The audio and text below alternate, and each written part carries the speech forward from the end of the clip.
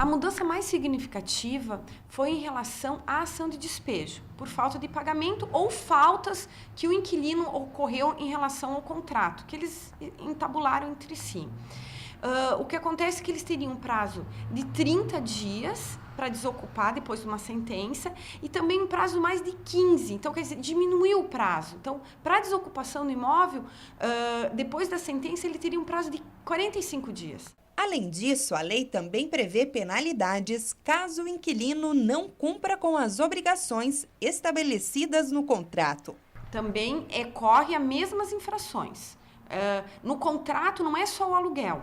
Ele tem que manter o imóvel em boas condições, tem que pagar energia. Então, tudo que está estipulado ali, o inquilino tem que cumprir.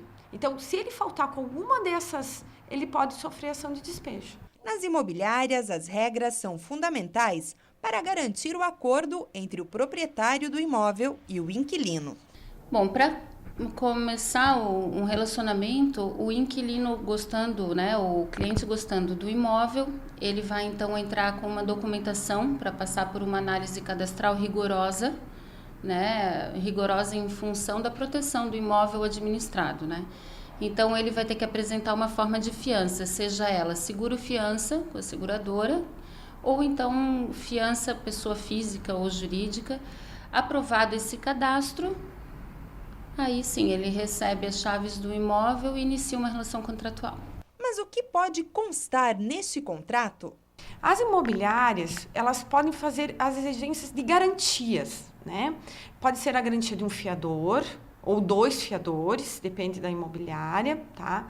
Pode pedir uma caução, que são os valores do aluguel, e também, ou eles podem também pedir um seguro, que também é uma inovação, tá?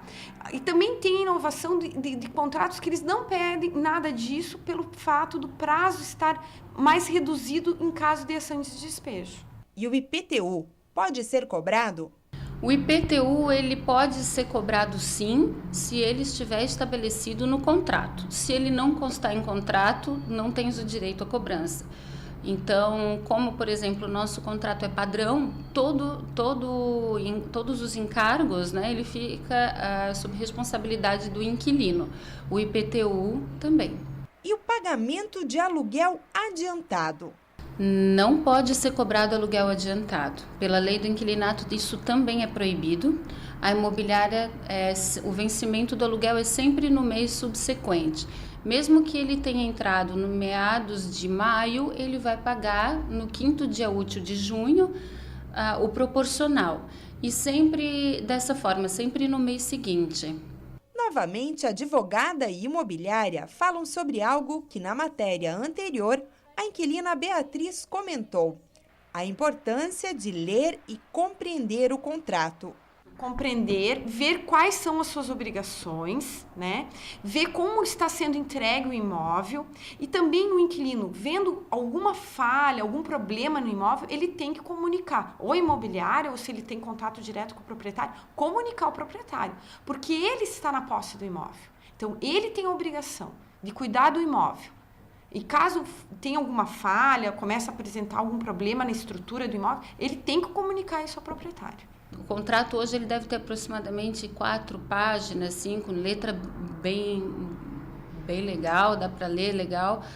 Porém, as pessoas não param para ler muito o contrato. O contrato nada mais é do que cláusulas da lei do inquilinato.